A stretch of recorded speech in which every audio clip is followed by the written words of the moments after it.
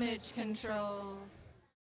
We're back at DamageControlMMA.com. I'm here with Coach Kaiser. Today, Coach has got another trick to set up your arm triangle. So I'm going to go for the hip hop sweep, and the time I use that the most is when a guy's got really great posture.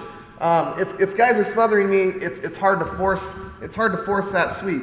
So most guys will have good posture. More progressive guys who want to keep the game moving and pass your guard are going to be sitting up.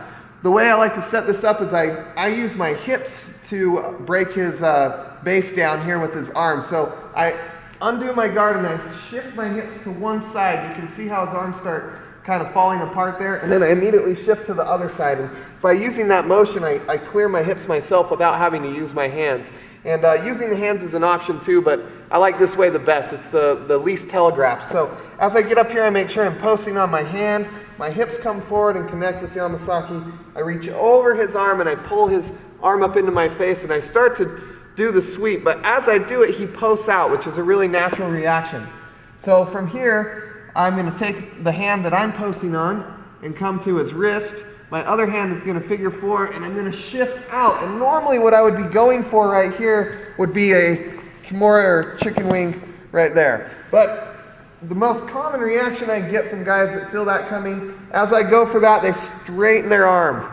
And the beauty of this move is it works great on bigger, stronger guys because this is the energy you get. They try and muscle out of stuff. So as soon as I feel that tension right there, I'm going to grab the tricep and pull this over my head. And I also use my legs to bring him in here. And it goes right into the arm triangle. Now, once we're here, if you remember from our earlier videos of doing the arm triangles from the guard, I can go two directions with it. I can either go out to the side that I'm on to finish the arm triangle, or I can go the other way and bump this leg and get on top, and then either finish with the arm triangle or any of your other favorite mount techniques.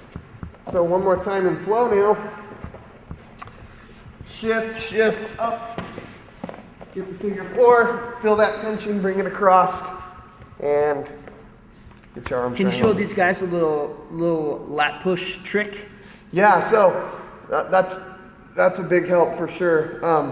Once I get to here, sometimes if you don't have the arm triangle, you don't want to waste too much energy trying to finish it. I never go for it completely to finish until I feel like I'm there. So I take the time to set it up. So once I get here, if, like, for example, maybe I end up in this position. It's subtle, so it's hard to see, but I can feel that it's not really in. I'm not really sunk in on his neck, and he's kind of low. So what I'm going to do from here is, first, I got to make sure he doesn't get his head up or back swim his arm out. So I'm at least going to stay tight enough to keep him in the move. Now I'm going to open my guard up and re-grab around his hips as low as I can and try and bring him up while I do a crunch here. You know what, let's go back. And if you could swing around from the other opposite direction, I think you'd probably get, that's the best angle to show what just happened. So I could end up in a situation like this, where if I were to squeeze as hard as I could, I'd be smashing Yamasaki's ear and jaw against his nose. That's in my nose and my cheek. His nose and his cheek on the other side. Not in my neck. Yeah, I wouldn't get a choke. I'd probably make him uncomfortable. He'd get mad, and I'd get tired, and eventually I would run out of energy, and then he would get up and beat me up. So I want to make sure I'm in the choke before I waste any energy in my arms. So since he's too low, I'm going to reset, grab here, and then without using the arms, I'm just going to bring him up here, okay? And as I bring him up, I do a crunch to get myself up underneath the shoulder. Now the second part to that is this hand is also going to help bring him up and put his shoulder into place. So this is what that motion looks like by itself. So when I do it all together, I'm here, I can feel, I don't really have it. And so I'm going to keep him in the move so he can't back swim out or lift his head up. I'm going to re-grab here, and then just this right hand is going to come underneath the lat, and I'm going to pick him up and put him in the move. Doing a really big crunch is important. If I lay flat and try and do this, I'm not going to get there. Okay, I got to be really crunched up and get up underneath that armpit so that I can drive his shoulder into his neck, blocking off that side of the blood supply. Now this arm here to finish is real important.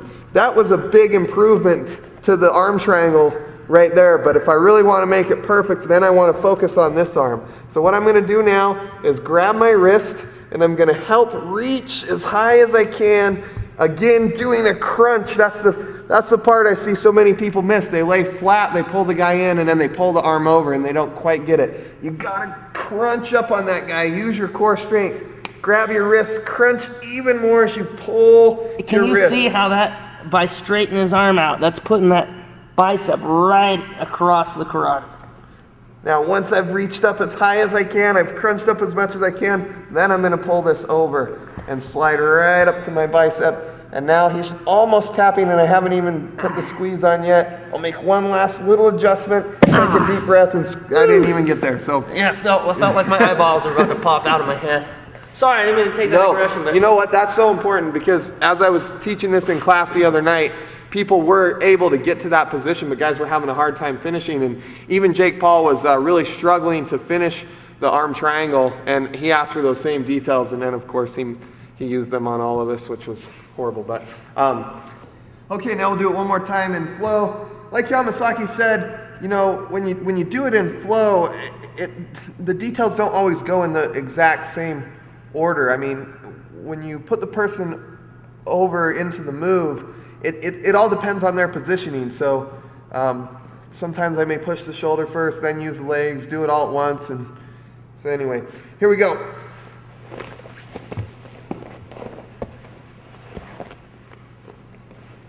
See here, I'm just hugging to keep him in, just to make sure he doesn't sit up while I readjust the legs here.